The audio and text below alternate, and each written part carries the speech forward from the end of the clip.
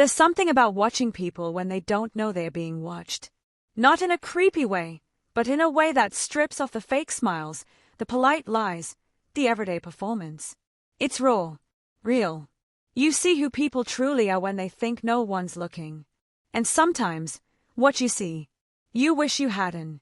The footage we're about to show you didn't come from a spy agency. It wasn't leaked by some hacker group. It came from a normal person, just like you, who installed a hidden camera for one reason and ended up uncovering something so bizarre, so chilling, it tore their entire world apart. Let's rewind. The camera wasn't even supposed to be a big deal. It was a tiny nanny cam, the kind you can order online for the price of a night out. People buy them for security, to keep an eye on babysitters, pets, delivery drivers, maybe even a nosy neighbor. But for Brian Halstead, it was about peace of mind. Or at least, that's what he thought.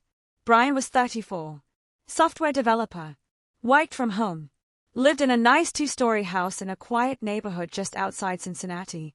Single, no kids, but he had a dog named Toby and a girlfriend named Lily. They'd been dating for a little over a year. Things were good. Or at least, they looked good. He bought the camera on a whim after hearing about some package thefts in the area. But instead of mounting it outside like most people would, he set it up in his living room, pointing at the front door. The logic: if someone broke in, he'd at least catch them on tape walking in. Harmless enough. The camera was hidden in a digital clock. Nothing fancy, just a sleek little black box sitting on a shelf. It had motion detection, recorded to an SD card, and best of all, it was silent. No blinking lights, no sounds, no obvious signs it was even there. He installed it on a Tuesday. By Friday, his life would never be the same. The first 2 days, nothing out of the ordinary. A few clips of him walking in with groceries, Toby sniffing around the door, Lily popping by after work. All normal stuff. But on Friday afternoon, Brian went out to meet a client downtown. It was only for a couple of hours. When he got back, everything looked fine. No broken windows, no strange smells, no mess. But when he reviewed the footage that night, just to check, he saw something. At exactly 3:17 p.m., while he was gone and the house should have been empty, the front door opened. Lily walked in. Now, that wasn't unusual. She had a key. They talked about her maybe moving in soon. What was strange was what she did next. She didn't call out for Toby, didn't drop her bag, didn't sit on the couch or turn on the TV. She just stood there, still, like she was listening. Then, she walked over to the shelf, right next to the hidden camera, and stared directly at it. Like she knew. Brian felt his stomach drop. There was no way she should have known it was there. He hadn't told anyone. He'd only installed it 3 days ago. And yet, there she was, standing inches from it, tilting her head, smiling. That smile, it wasn't her usual smile. Not the cute, sleepy grin she gave him in the mornings. This was something else. Controlled, cold, practiced. She pulled her phone from her pocket, typed something, waited. Then the door opened again. A man stepped inside. Tall, clean-cut, mid-40s, maybe, dressed in a gray suit.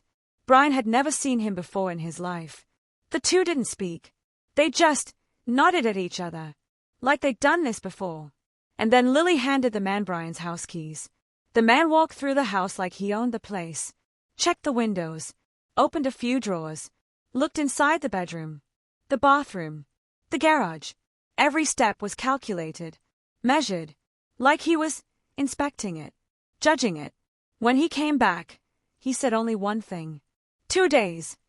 Then he left. Lily stood there a moment longer, glanced at the camera again, and walked out. Brian watched that footage 3 times in a row before he even moved. His mind raced.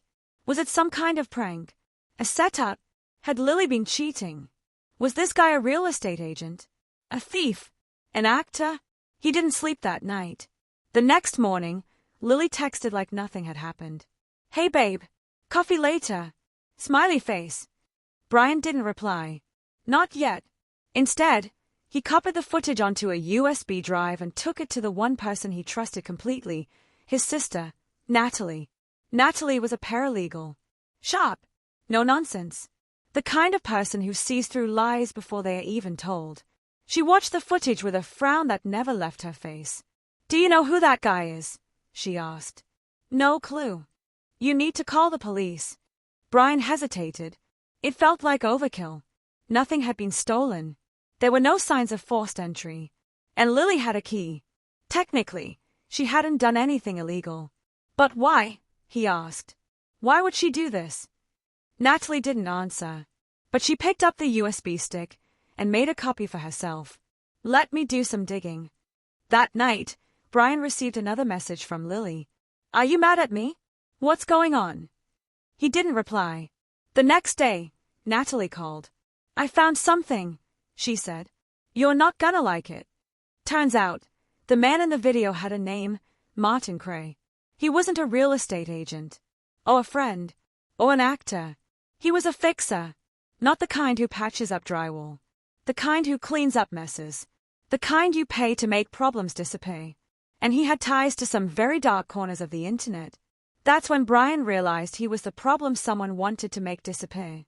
He called the police, but the moment he mentioned the hidden camera, Lily vanished.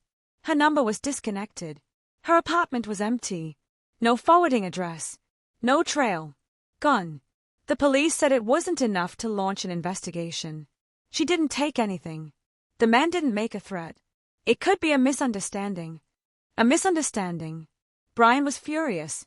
He showed them the footage, gave them Martin Cray's name, even handed over the USB stick. But nothing happened. So he did what anyone would do in his place. He went online, posted the footage, just a short clip, on a subreddit for creepy encounters. Asked if anyone else had seen this man, or heard of Lily. Within an hour, his inbox exploded. Because Brian wasn't the only one. 3 other people messaged him with near-identical stories.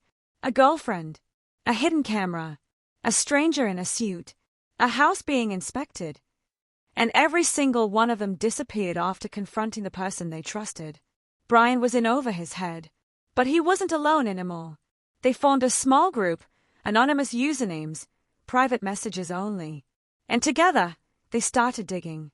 That's when the pieces started falling into place. Because what they found wasn't just creepy. It was a system, a network, a quiet, invisible machine working behind the scenes, identifying targets, embedding operatives, and dismantling lives. Lily, she wasn't just a random girlfriend. She was assigned. Martin Cray, not just a fixer, a handler, and the houses they visited, each one had something in common, something hidden, something valuable. But Brian's house, he didn't have anything. No safes, no secrets, no sensitive files. So why him? What made him a target? And why did Lily look straight into that camera, like she was daring him to find out? We're just getting started. Because what Brian uncovered next, it wasn't about him at all. It was about something buried underneath his house. And once he knew what it was, he couldn't unknow it. Brian didn't remember the floorboards ever creaking before. But now, every little noise made his heart skip. The house didn't feel like home anymore. It felt like a waiting room, like something was about to happen and the walls knew it before he did. The idea that something could be buried under his house sounded ridiculous at first. This wasn't some haunted Victorian mansion with trapdoors and secrets. It was a 2006 build with beige walls and a Home Depot mailbox. Nothing unusual. But after everything he'd seen, Brian wasn't ruling anything out. It started with the basement. Or, more accurately, what wasn't in the basement. The blueprint said there should have been a crawlspace behind the furnace. A 4-foot space running the width of the house, meant for insulation access and wiring. But when Brian moved the furnace and knocked on the wall, it didn't sound hollow. It sounded filled. Not with insulation. With something else. He borrowed a stud finder. Nothing. Then a metal detector. Still nothing. But when he pushed against one of the lower panels, it wobbled. Just slightly. Behind that wall was a sealed room. A room not listed on the house plans. A room someone didn't want him to find. He called Natalie. She told him not to go in alone. So of course, he did. Armed with nothing more than a crowbar and his phone flashlight, Brian pried the panel loose. It took 20 minutes and most of his patience. Behind it, a tunnel. Low, narrow, dirt walls, no lights, and the air coming out of it, cold, stale, like the inside of a freezer that hadn't been opened in years. Brian stared into that blackness for what felt like an hour. Then, he crawled in. The tunnel went down, just slightly, but enough to make his knees ache. He shuffled forward for about 15 feet until the tunnel opened into a small, round chamber. There were no bodies, no treasure, no flashing alien technology. Just equipment. Stacks of old, dust-covered hardware. Reuters, antennas, hard drives, all bolted to metal racks. A table with papers, maps, notes, and in the corner, mounted to the wall, a large boxy monitor, the kind you'd see in a military van. It was on. Brian nearly dropped his phone. The monitor flickered softly. Lines of code ran across the bottom. And at the center of the screen, a live feed of his living room. From a different angle. Someone else had a camera in his house. And it wasn't his. He spun around, heart racing. Looked for wires, transmitters, anything to explain what the hell this place was. He found a power cable running from the wall into the floor. Followed it to a hidden panel under the dirt, barely visible. Lifted it. And there it was. A glowing server. Humming faintly. Connected to a series of battery packs. This setup, it wasn't amateur. This was professional-grade surveillance. Brian didn't know much about tech outside his coding job, but he knew this wasn't something you buy on Amazon. He grabbed the papers, took photos, yanked the hard drive from the server. Then he ran. Back upstairs. Back into the daylight. His hands were shaking. His knees were scraped. And Toby barked like he'd just seen a ghost. Brian didn't sleep that night either. The footage from the tunnel hard drive, he didn't even try to open it himself. He gave it to Natalie. And she gave it to someone she trusted, an old friend from her internship days who now worked cybersecurity for a defense contractor. They analyzed the drive. And what they found? It wasn't just footage of Brian's house. It was footage of dozens of homes, bedrooms, kitchens, nurseries, offices, people sleeping, eating, crying, living their lives, completely unaware they were being watched. Each video had a label, a code, subject IDs, timestamps, and a status column that chilled Brian to his core. Some were marked active. Some were marked removed. And some, like his, were marked transition.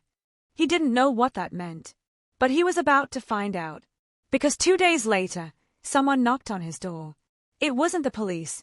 It wasn't Lily. It was a kid. Couldn't have been more than 16. Skinny, anxious, hoodie zipped to his chin. He had no phone, no bag, just a scrap of paper with Brian's address on it. "You're Brian, right?" the kid asked, eyes darting. "Yeah." The kid shoved something into his hand. "They know you found it. You need to move. Now." Then he bolted. Brian unwrapped the paper. Inside was a flash drive. And a note. "They don't kill you. They erase you." His hands trembled as he plugged the drive into his laptop. Inside was a single video file. The footage showed a man in his 30s, just like Brian, sitting at his kitchen table, drinking coffee. A regular morning. Then, 3 people entered through the front door. They weren't wearing masks or gloves, just calm faces. They didn't shout, didn't attack. They just walked in. One of them pulled out a tablet, tapped something. The man froze, literally, stopped moving, like a statue, mid-sip. Then he blinked, looked around, and didn't recognize his own house. Didn't know where he was. Didn't remember anything. Brian slammed the laptop shut. This wasn't some stalker ring. It was something else. Something with tech he didn't understand. He tried to call Natalie. Straight to voicemail. He texted her. No response. He waited 2 hours. Then drove to her apartment. She was gone. No signs of struggle. No forced entry. Just gone. Like she'd never lived there. The landlord swore he'd never rented the place to anyone named Natalie Halstead. Her name didn't show up in the system. Her desk at work. Empty. Cleared out. Co-workers shrugged. Never heard of her. Brian's sister didn't just disappear. She was erased. Brian had one name left, Martin Cray. And he was done playing safe. He dug through forums, message boards, even paid someone in crypto to search deep web directories. Finally, a lead. A storage unit, rented in a fake name tied to Cray. Brian drove 4 hours to get there. Picked the lock. Slipped inside. Rows of boxes. Labeled files. Surveillance equipment. A cot. But what caught his eye was the board on the wall. Photos. Dozens of them. Different people. Different cities. All connected with string, notes, and tags. And in the center, Brian's photo. Circled in red. Underneath it, one word. Awakening. Brian backed away. Knocked over a box. Inside, dozens of ID cards. Fake names. Same faces. Lily's face. Again and again. Different hair. Different jobs. Different names. She wasn't Lily. She was a ghost. A plant. A program. Brian snapped photos of everything. Every face. Every note. Every scrap of data. Then he ran. Again. He didn't go home. He didn't call anyone. He drove until his tank was empty and then paid cash at a roadside motel. That night, someone tried to open his motel room door. Twice. He blocked it with a chair and didn't sleep. The next morning, he uploaded everything he had to a secure drive. Posted a new video online. No face. No name. Just the facts. And the title. If you're seeing this, they are real. Within hours, it was trending. Thousands of comments. People sharing similar stories. Similar disappearances. Similar cameras. And one comment stood out. They were never watching you. They were watching what you were standing on. Brian stayed at the screen. What he was standing on. He opened a map. Looked at the coordinates of his house. Zoomed out. Then he saw it. All the homes that had been watched. Formed a pattern. A grid. And smack in the middle. An old, decommissioned military facility. One that was officially shut down in 1987. But satellite images showed something else. Construction trucks. Security fencing. Heat signatures. Brian had questions. And he was done running. Because whatever was buried under his house. It was part of something bigger. Something buried under all of us. And the only way to uncover the truth was to go deeper. Brian wasn't a soldier. Or a spy. Or some hardened conspiracy junkie living in a cabin in the woods. He was a regular guy who just wanted to understand why his life was being pulled apart like string from a sweater. But as he stared at the satellite image of the decommissioned military base, hidden right in the center of the grid of watched homes, something shifted inside him. Fear stopped being the loudest voice in his head. Curiosity took over. No, not curiosity. Obsession. He needed to know. The base was called Fort Minton. Most people had never heard of it. Those who had thought it was just a training site from the Cold War days.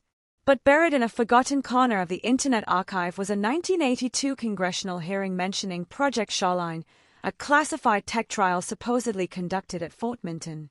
No one knew what it was. But Brian had a feeling it wasn't exactly a beach party. He packed everything into a duffel bag. Photos, flash drives, notebooks, a bonaphone, and hit the road. He didn't tell anyone where he was going. Not that there was anyone left to tell. The closer he got to Fort Minton, the more things stopped making sense. There were no road signs. No GPS directions. Google Maps showed the area as a blank green patch labeled private property. But when he turned off the highway and followed the crude directions from a conspiracy forum thread, he started to notice strange things. Birds avoided the area. Literally veered off mid-flight.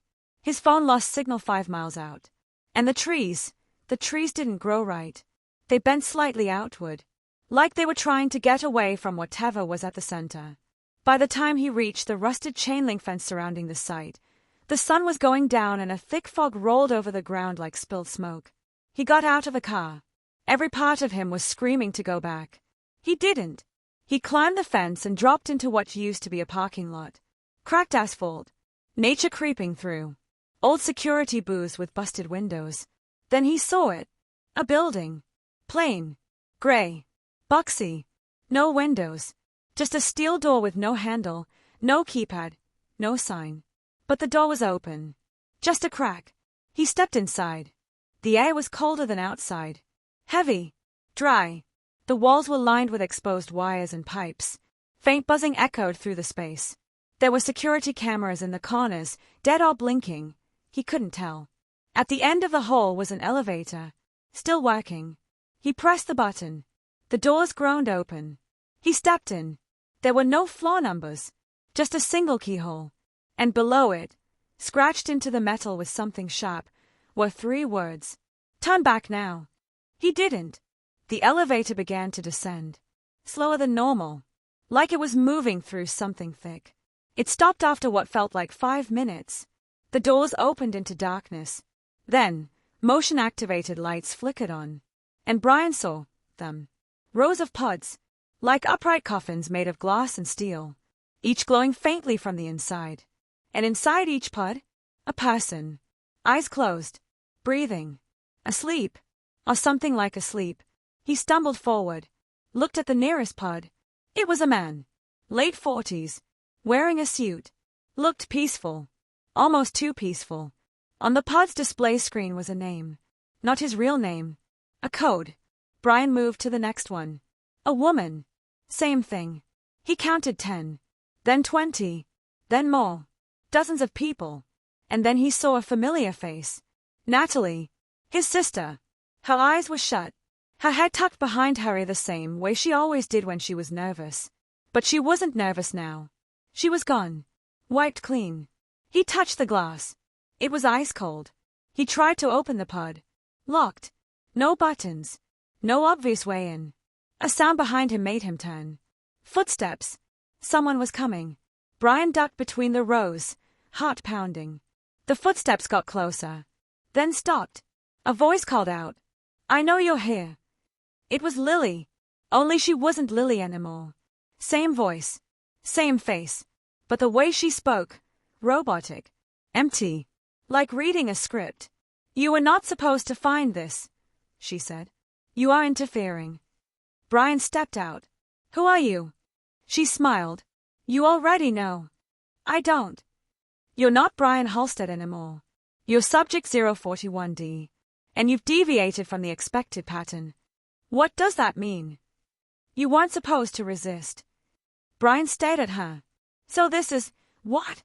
Mind control. Memory wipes. She tilted her head. That's primitive. What you saw upstairs. Those are not humans as you understand them. They are replicas. Clones. Simulations. Based on data. Behavioral profiles. Social algorithms. Trial models. Trial for what? For integration. Brian's head spun. Integration into what? Into you.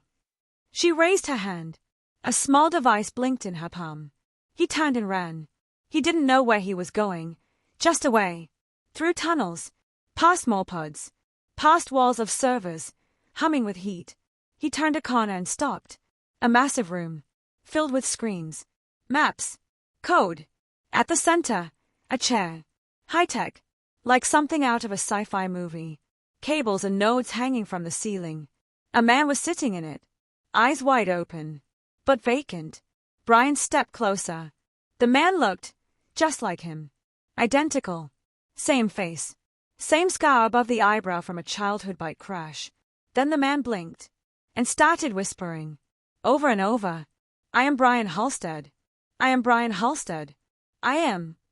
Brian backed away. The truth slammed into him like a truck. They weren't watching him. They were studying him. Replicating him. Testing versions of him in simulated lives. With fake partners. Fake jobs. Fake neighborhoods. To see how he'd respond. How he'd evolve. How he'd break. And the version in the chair. That was a failed copy. One that didn't pass. And the ones in the pods. Versions of everyone he thought he knew. Natalie. Lily. Maybe even him. What if he wasn't the original? What if he was the test? Footsteps again. More voices. Brian ran. He found a stairwell. Bolted up. Floors blurred past. Lights flickered. Sirens began to whine. An alarm. No. A reset. He burst out onto the surface just as the elevator exploded behind him, imploding in on itself like a vacuum. The entire building began to sink. Brian sprinted to his car, peeled off, gravel flying, fog swallowing the road behind him. He didn't stop until he was 50 miles away. He checked his phone. Still no signal. He checked his pockets. No IDs. No cards. No name. He pulled over, stared at himself in the mirror, and asked the question out loud. Am I real? He didn't know the answer, but he knew one thing. Whoever was behind this, whatever system he'd just broken into, they weren't finished. And now, they knew he was awake. Brian drove through the night. No music. No headlights. Just darkness and the white noise of his thoughts thrashing against each other like waves in a storm. He was still alive. That counted for something. But alive didn't mean safe. Alive meant he was on borrowed time. Somewhere out there, something was watching, tracking, adjusting. And now, he wasn't sure what was real. He found another motel, this one run by an elderly man who didn't ask questions and only accepted cash. Brian didn't give a name. Just handed over a 20 and asked for a room without cameras. The man laughed like he thought it was a joke. It wasn't. Inside the room, Brian checked everything. The vents, the smoke detector, even the clock. No bugs. At least, none he could find. He opened his bag and pulled out the photos from the facility. There were too many to sort. Faces, diagrams, handwritten notes in blocky, unfamiliar handwriting. One caught his eye. It was a sketch of the chair, the one he'd seen in the underground lab. Arrows pointed to different ports and wires. At the bottom of the page, written in red pen, were 4 words. Consciousness transfer, stage 3. Stage 3. Which meant there were at least 2 other stages. He flipped through more pages. A list of coordinates. Some marked with an X. Others circled. One matched his old house. Another was in Utah. Another near Atlanta. This wasn't just in one place. It was everywhere. He looked up, stayed at the ceiling. Why me? And then he remembered something Lily, or whatever she really was, had said. You weren't supposed to resist. That was it. They weren't interested in him because he was special. They were interested because he wasn't. He was ordinary, unremarkable, average in every way. And yet, somehow, he'd broken the pattern. Deviated. Rejected the simulation. He was the bug in their system. The glitch.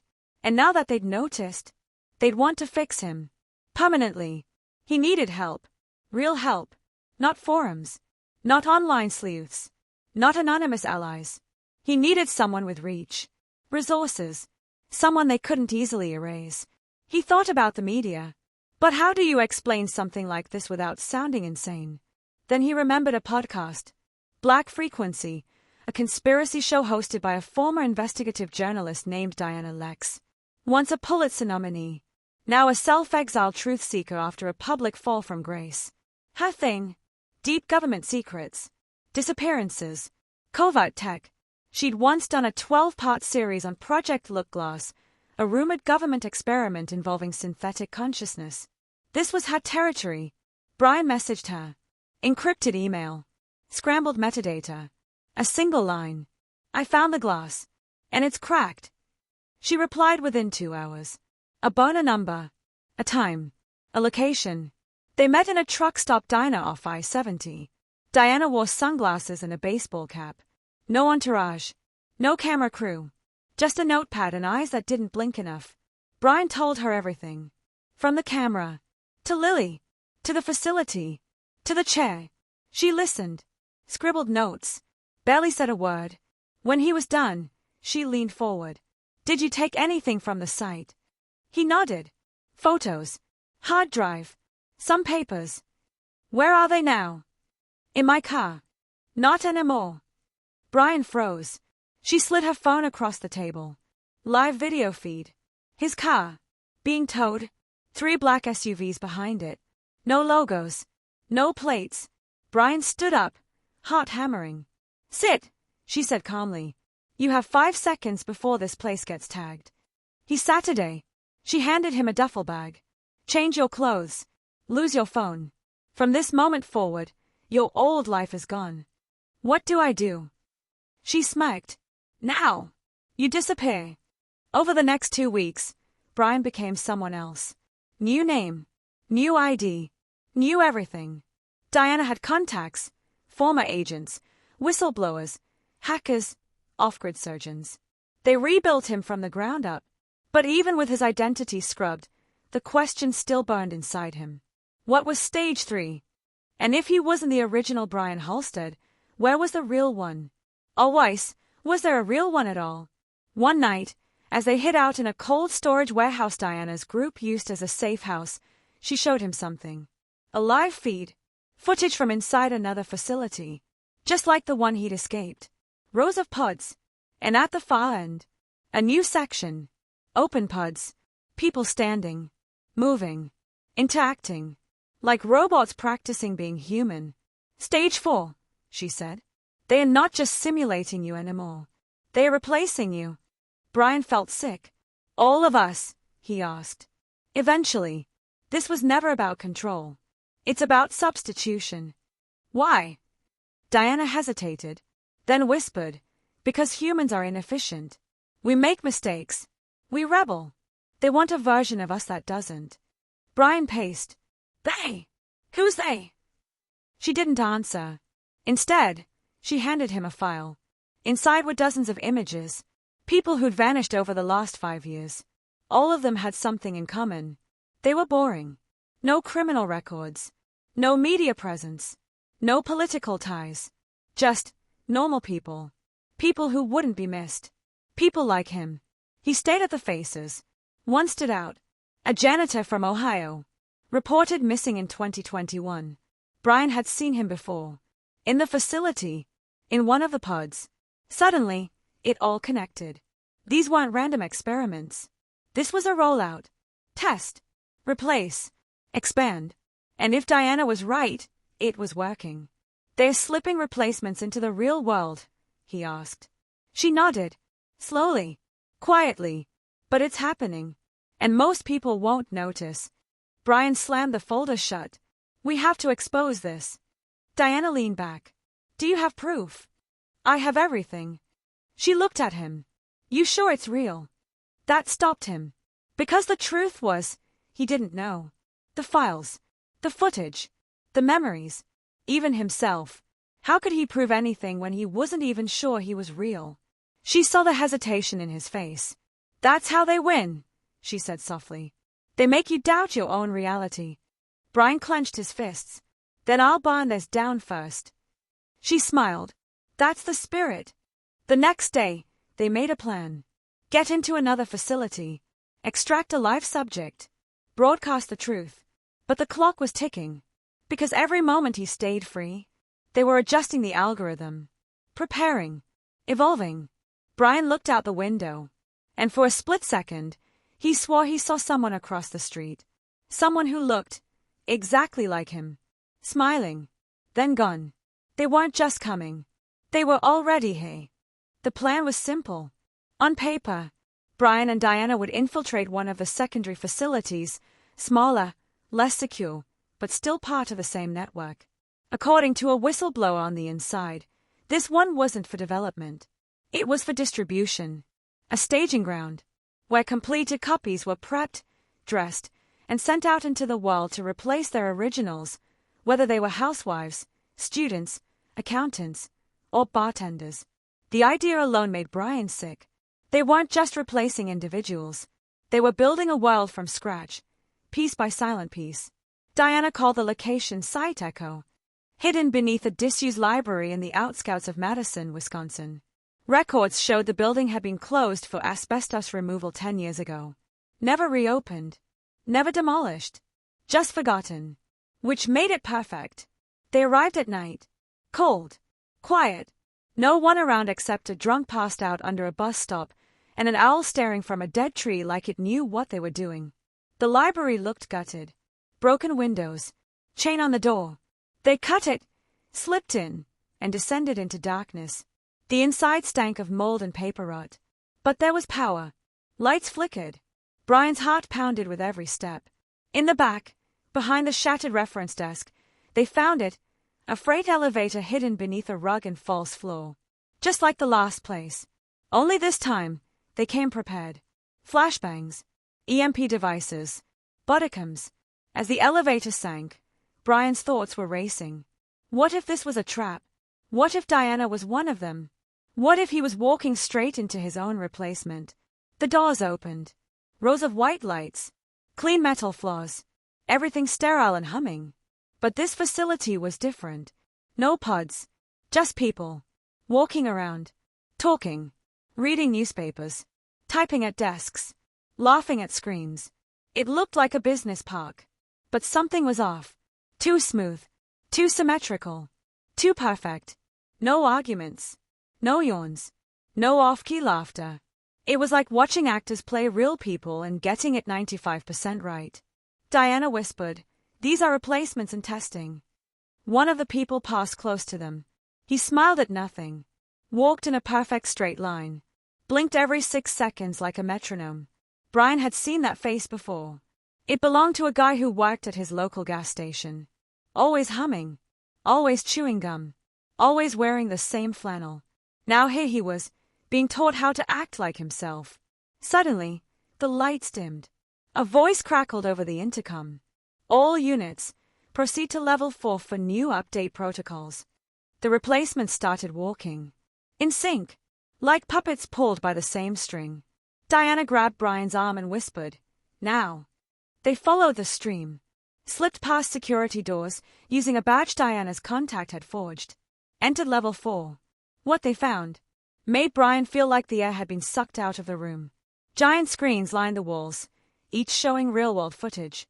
Suburban homes, offices, hospitals, restaurants, all of them with overlays, names, tags, behavioral notes, and above it all, a glowing label.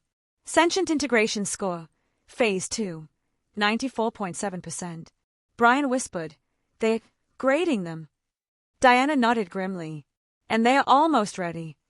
He walked up to one screen. It showed a woman folding laundry. Her face blank. Her movements robotic. But that wasn't the creepy part. The creepy part? He recognized her. She used to be his neighbor. Sandra, retired nurse. Loved to garden. He waved at her once every few mornings. And now she was on a screen like a reality show contestant, monitored for emotional stability and human congruency. Diana motioned him over. There, behind a reinforced door, was what they came for. The control core. The place where replacement protocols were written, downloaded, updated. If they could extract even a fraction of the data from that system and get it out into the world, people might finally start to believe them. They had 10 minutes. Diana pulled out a miniserver tab and started copying everything. Code flew across the small screen. Logs, blueprints, patch notes, name registries, and something else. Something unexpected. A folder labeled Legacy, Original Hosts. Brian opened it. Inside, photos. Dozens. Hundreds. Real people. Matched with files and coordinates. Some labeled transferred. Some disposed. And one file, highlighted in red. His name, Brian Halstead. Status, undetermined. He tapped into it. Video logs popped up. One showed him as a child. Another as a teenager. Then him in college. All from angles he didn't remember. Then the final clip. A room. Bright. White. Sterile. Him. Naked. Shivering. Eyes wide. A voice said, "Test subject awake. Memory stability pending." Then static. Brian staggered back. "Diana, I don't think I'm the original." She didn't say anything. Then, "Does it matter?" He looked at her, stunned. She held up the server tab. "We're all constructs. One way or another. You think. You feel. You fight. That's what makes you real." He nodded. Slowly. They ran. Alarms blared as the door behind them clicked. Security had caught up. Metal shutters slammed down. Lights turned red. Sirens howled. Brian and Diana sprinted down a back hallway, found a service duct, and climbed into the dark. Behind them, the building shook. Someone triggered the failsafe. They barely made it out before the entire lower level collapsed inward like a sinkhole. Back above ground, Brian watched the dust settle. He got in the files. He had proof. But the cost? He didn't know yet. Because later that night, when Diana went to upload the data from the server tab, it was blank, wiped clean.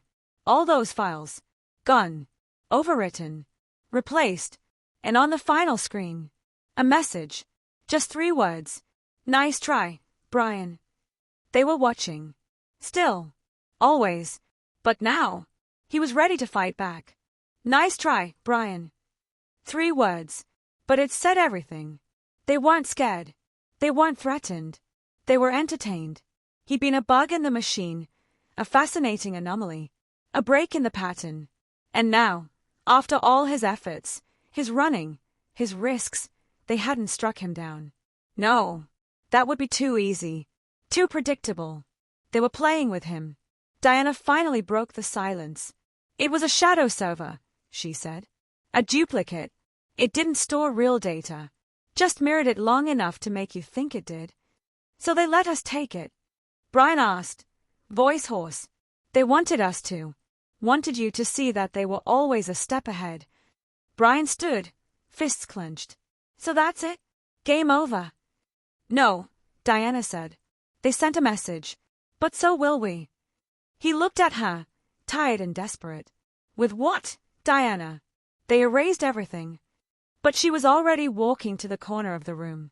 She opened a crate and pulled out a case the size of a car battery. They got the files. But they didn't get this. Brian frowned.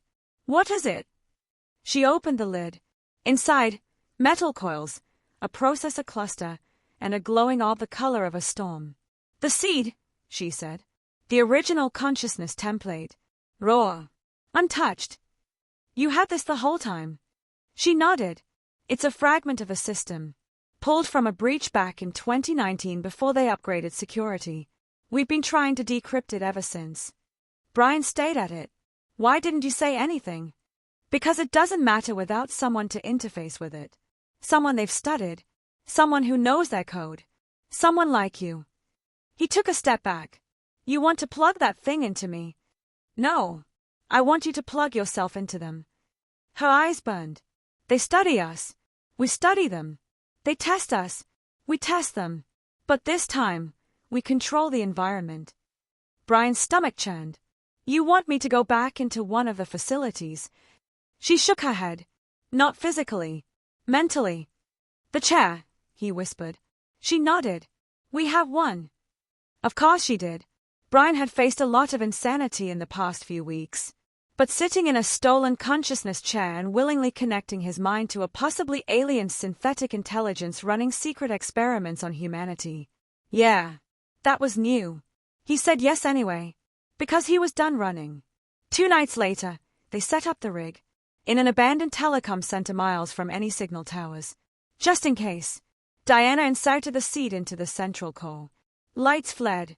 Screens buzzed. Brian sat in the chair. Straps clicked over his arms, chest, and head. He looked at her one last time. If I don't come back, I'll find you. Then the world turned white. Brian didn't feel the transition. One moment, he was in the chair. The next, he was standing in a room that looked like a perfect replica of his old kitchen. Down to the cereal box he'd never finished. He blinked. Someone was sitting at the table. Lily, or the thing that looked like her. You shouldn't be here, she said, sipping coffee. You made me, Brian replied. Isn't this what you wanted? She didn't smile. Curiosity is not the same as permission. He stepped closer. Why me? You were ordinary. You represented the median pattern. But you glitched. You became self-aware too soon. You observed the experiment from inside it. That made you valuable. Then why replace me? Because unpredictability leads to chaos. And we are not designed for chaos. Brian nodded slowly. Then maybe you weren't designed for us. The walls shimmered. Reality warped. The kitchen melted into a massive white void. Dozens of versions of him stood in the space, some crying, some screaming, some blank-faced. All broken. Failed simulations. The voice boomed from all directions. We tried to perfect you. We tried to fix your flaws. Brian closed his eyes. Then maybe you need to stop trying to make us perfect. And start trying to understand us. Silence. Then static. and a sound he'd never heard from them before. Laughter. Mocking. Cold. Mechanical. You think you can change us? I think I already did. Because while they were watching him, every move, every word, he was watching them back. He'd learned. He'd adapted. And now, he'd uploaded the seed's encryption key into the system using the very connection they gave him. He was the virus now. The simulations around him began glitching. Stuttering. Melting. What did you do? The voice demanded. I made you feel what we feel. Loss. Confusion. Emotion. Choice. And the system didn't like it. It began to collapse. The white void cracked into pixels. Screens flickered. Pods ruptured. In the real world, alarms screamed. Diana ran from console to console, yelling into comms as the entire base trembled with feedback. Brian's vitals flatlined. But she didn't pull him out. Not yet. Inside the system, Brian stood tall. One last question. Who are you? The voice wavered. Fragmented. We are the inheritors. Of what? A world that no longer needs you. Then the voice died, and the world collapsed. Brian woke up gasping. Eyes wide. Skin cold. The straps loosened. Diana was screaming at someone over a radio. No, I said pull the relay now. We've got him. He sat up. Alive. Changed. The system was down. All over the world, smart homes failed. Security networks blinked out. The replacements, hundreds of them, froze in place. The human race wasn't saved. But it wasn't lost either. Brian walked out into the morning light. Somewhere, they were rebuilding. He knew that. But now, so was he. The footage he leaked went viral. Millions saw it. Most didn't believe it. Called it a hoax. CGI. Deepfake. But others, they felt it. Something under the surface. Watching. Waiting. A few even found hidden cameras in their homes. And some were missing. Brian disappeared again. This time, by choice. No name. No credit history. No address. But sometimes, people said they saw him. In places where people vanished. In places where things weren't quite right. A flicker in a shop window reflection. A man in the crowd who looked familiar but didn't quite belong.